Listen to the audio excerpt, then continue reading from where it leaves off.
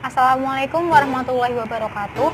Perkenalkan, nama saya Sinta Holisoh. Di sini saya akan mereview sebuah buku dengan judul Kebelet Kaya, karya Mardigu WP. Langsung saja ke bab 1, yaitu bagaimana memulainya. Bagaimana memulai menjadi seorang entrepreneur. Di buku ini dijelaskan caranya, yaitu memerlukan keterampilan dan pelajaran tersendiri. Keterampilan bukanlah hal utama dalam memulai sebuah usaha. Semua orang memulai sesuatu dengan keberanian terlebih dahulu. Seseorang entrepreneur tidak boleh mudah percaya sebelum mencobanya. Selain semangat juang yang tinggi, di buku ini dijelaskan bahwa berpikir positif dan buang jauh-jauh pikiran negatif, terlebih lagi putus asa, adalah kunci dari seorang entrepreneur. Pertahankan terus gambaran sukses di dalam benak. Hal ini akan menjadi bahan bakar yang menyemangati diri setiap manusia. Lalu di bab 2 ini adalah bagaimana menjadi seorang entrepreneur. Kepandaian seseorang melihat kebutuhan sangatlah penting, karena dari sinilah bisnis bermula. Banyak hal yang dapat diraih di sekitar kita jika betul-betul jeli melihatnya. Terciptanya peluang bisnis terjadi karena sebuah bisnis yang dijalankan. Tidak ada usaha yang sia-sia. Peluang bisnis lain pasti mengikuti. Bisnis itu akan terus berkembang mengikuti keinginan kita yang tidak berhenti berusaha dan belajar. Menjadi seorang entrepreneur juga membutuhkan empati. Empati menjadi dasar yang penting dalam kehidupan. Begitu juga dengan dalam dunia bisnis. Jika seseorang telah mengetahui untuk sukses di bisnis, harus memiliki rasa empati yang besar. Banyak peluang bisnis yang muncul jika cukup jeli untuk melihatnya. Di dalam dunia bisnis, jika hanya memfokuskan pada barang, itulah sebuah nilai tambah. Lalu beralih ke bab 3, yaitu membidik pasar. Dalam membidik pasar, metode dalam mengasah kemampuan manajerial adalah membandingkan keputusan para manajer andal dengan melihat sebuah fenomena. Ketika terjadi sebuah fenomena, berusahalah untuk mendapatkan gambaran lengkap terlebih dahulu sebelum fenomena itu selesai. Kemampuan memprediksi sebuah fenomena akan terlihat lebih matang ketika membaca sebuah peluang usaha. Dengan ilmu manajerial yang baik, lalu beralih ke bab 3, yaitu membidik pasar. Dalam membidik pasar, metode dalam mengasah kemampuan manajerial adalah membandingkan keputusan para manajer andal dengan melihat sebuah fenomena. Ketika terjadi sebuah fenomena, berusahalah untuk mendapatkan gambaran lengkap terlebih dahulu sebelum fenomena itu selesai. Kemampuan memprediksi sebuah fenomena akan terlihat lebih matang ketika membaca sebuah peluang usaha. Selanjutnya yaitu bab 4, yaitu adalah hati seorang entrepreneur. Menjadi seorang entrepreneur tidak perlu muluk-muluk, tidak perlu berpikir panjang atau merencanakan sesuatu yang muluk-muluk. Pada prakteknya, banyak hal yang berbeda dengan apa yang dipikirkan. Tidak ada alasan untuk tidak memulai bisnis walaupun tidak ada pengalaman.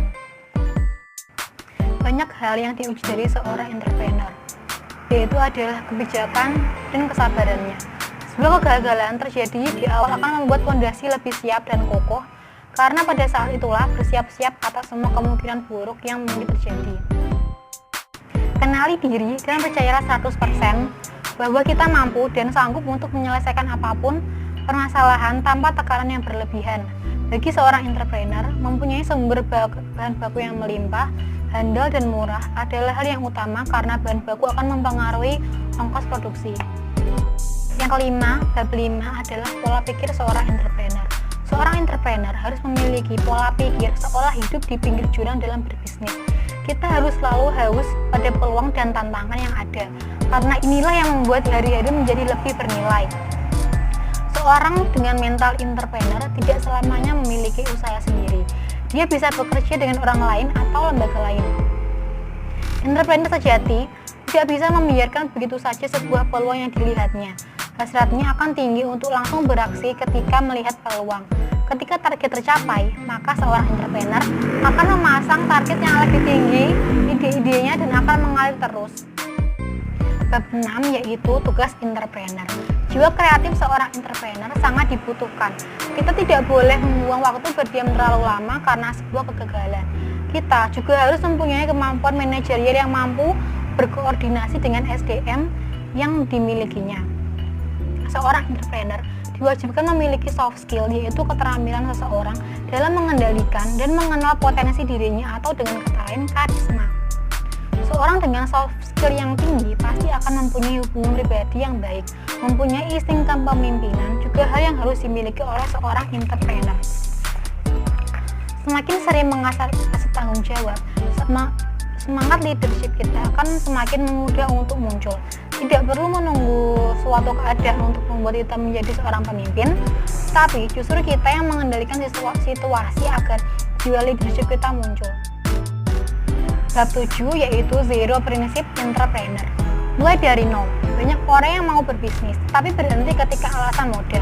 Sebenarnya modal seorang entrepreneur itu bukan hanya uang, tetapi juga keterampilan, jaringan, vendor, penyuplai produk, dan masih banyak. Kejujuran bagi seorang pebisnis dapat menumbuhkan kepercayaan pada usahanya. Seringkali dalam berbisnis kita harus bermanis lidah kepada konsumen. Bab 8 yaitu tanpa uang tunai. Berbisnis modelnya bukan saja uang, tetapi juga kelayakan bisnis yang dinilai. Banyak para pebisnis yang tidak menggunakan modal pribadi, melainkan modal dari pihak lain atau uang muka yang diputar-putar saja. Yang terpenting manajemen keuangannya kuat. Seseorang bisa melakukan kerjasama modal, yaitu modal uang dan modal keahlian.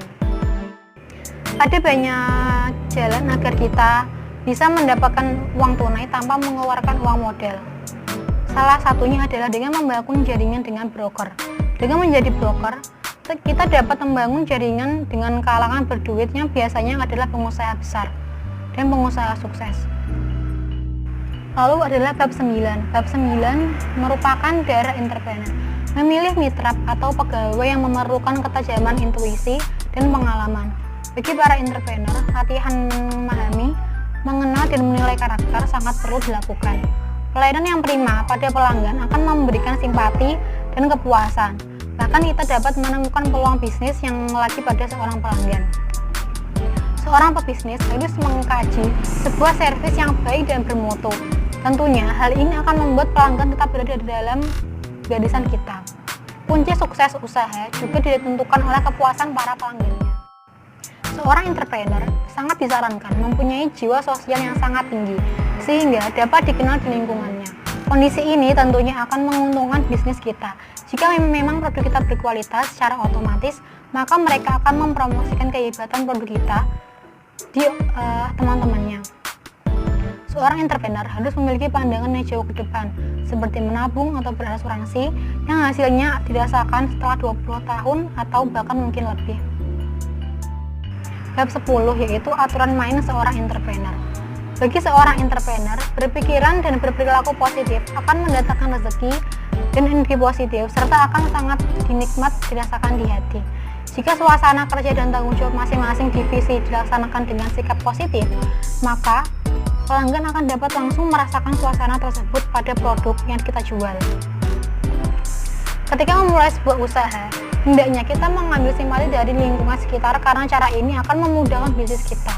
Masyarakat akan menilai bahwa kita adalah seorang pebisnis yang loyal pada lingkungan sekitar, sehingga mereka tidak akan segan untuk membantu kelancaran bisnis kita. Pada bab 10 ini juga dijelaskan bahwa seorang entrepreneur itu harus dituntut memiliki kemampuan dan kejelian dalam menghadapi kompetisi produk yang sejenis. Persaingan haruslah sehat dan jelas, serta menggunakan cara-cara yang tidak merugikan pihak lain, apalagi pelanggan. Seorang entrepreneur juga perlu menerapkan prinsip belajarlah dari para sarjana dan pertapa yang berhati tulus. Di sini maksudnya adalah orang-orang yang memiliki pengalaman dan pengetahuan serta melakukan apa yang diketahuinya, dan orang yang tidak bergantung pada apapun karena pengetahuan dan kesadaran yang dimilikinya. Lalu selanjutnya adalah budaya entrepreneur. Sebagai seorang entrepreneur harus selalu haus akan ilmu dan belajar, bahkan sampai usia tua sekalipun. Cukup ilmunya akan menjadi bekal kita untuk mendapatkan yang terbaik. Bisnis yang dibangun dengan ilmu yang tepat pasti akan menghasilkan sesuatu yang jauh lebih baik. Menjadi seorang entrepreneur haruslah memiliki daya juang dan tingkat yang tinggi. Berani memulai sesuatu yang baru agar bisa berjalan terus ke depan dan tidak perlu berpikir untuk kembali. Selalu mencari peluang dalam setiap kesempatan dan berwirausaha. Nah, bab terakhir ini adalah bab 12, yaitu sikap entrepreneur. Dikatakan memiliki mental bisnis jika kita mampu melihat sebuah peluang dan berani mengambil segala tindakan untuk sukses. Dorongan tersebut dinamakan self-motivation atau motivasi diri. Motivasi diri ini didapat dari sebuah impian dari diri kita untuk segera diwujudkan.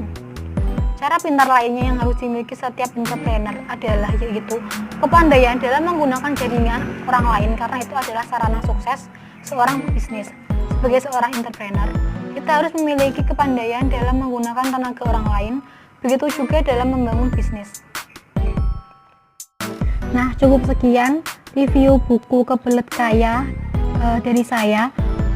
Menurut saya buku ini sangat memotivasi untuk bagi seseorang dalam memulai karir mereka sebagai seorang entrepreneur, karena di dalam buku itu terdapat berbagai macam cerita yang mungkin bisa memotivasi diri kita sendiri untuk menjadi seorang entrepreneur. Nah, sekian, terima kasih atas perhatiannya, sampai jumpa.